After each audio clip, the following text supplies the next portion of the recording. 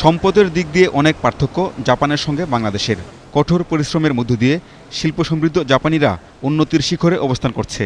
তবে জীবনযাপন আর খাদ্যাভ্যাসের ক্ষেত্রে জাপানের সঙ্গে অনেক মিল রয়েছে বাংলাদেশের। জাপান সফরে গিয়ে প্রধানমন্ত্রী শেখ হাসিনা গুণগান করেছেন জাপানি মেয়েদের।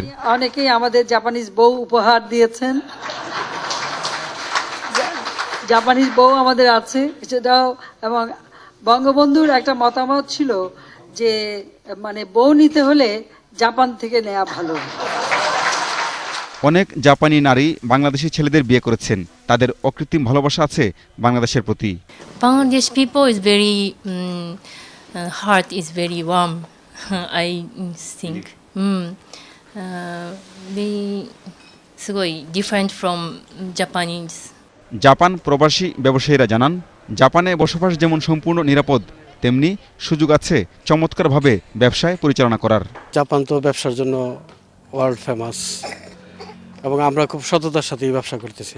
যে কোনো অফিসে গেলে, আদালতে গেলে, মানে যে কোনো কাছারিতে গেলে ওরা একদম মানে আমার যাতে সময় নষ্ট না হয় তার জন্য আমাকে কিভাবে তাড়াতাড়ি মানে বিদায় করবে ওই জন্য ওরা খুব অস্থির থাকে।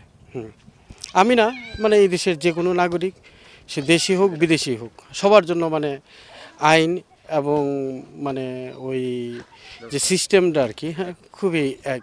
জাপান বাংলাদেশ সম্পর্কের মূলে যে টোকিও ট্রাইব্যুনালের বিচার 1946 থেকে 48 সাল পর্যন্ত, সেই ট্রাইব্যুনালে সারা পৃথিবীর 12 জন বিচারপতির মধ্যে একজন ছিলেন কুষ্টিয়ার দৌলতপুরে জন্ম নেয়া রাধা বিনোদ পাল।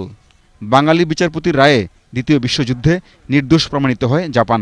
2.5 বছর এখানে টোকিও ট্রাইব্যুনাল হয় এবং এই ট্রাইব্যুনালে রাধা বিনোদ পাল জাপানকে নির্দোষ বলে রায় দেন এবং সেই রায় বিশ্বব্যাপী আলোড়ন সৃষ্টি করে এবং 788 পৃষ্ঠার রায় ইংরেজি, বাংলা এবং জাপানি ভাষা বিভিন্ন ভাষায় অনুবাদ হয়েছে। অক্সফোর্ড এবং হার্ভার্ড ইউনিভার্সিটিতে ওনার বই লাইব্রেরিতে রাখা আছে, মানুষজন পড়াশোনা করছে। এই যে একটা বিশাল ব্যাপার, আমি মনে করি বাংলাদেশের সন্তান হিসাবে জাপান যে সম্মান দিচ্ছে ওনাকে, রাধা বিনোদ পালকের ইতিহাসকে গুরুত্ব দিয়ে জাপান বাংলাদেশের সম্পর্কটাকে, গুরুত্বপূর্ণ সম্পর্ক, সাংস্কৃতিক, রাজনৈতিক, অর্থনৈতিক সম্পর্ক আমরা জোরদার করতে পারি এবং জোরদার করা উচিত বলে আমি মনে করি। জাপানি শিন্তো ধর্মের সবচেয়ে বড় মন্দির টোকিওর ইয়াসুকুনি জিনজায় বিচারপতি রাধা বিনোদ পালের প্রতিকৃতি রাখা হয়েছে সম্মানের প্রতীক হিসেবে। Pinaki Talukdar, ATN news, Dhaka.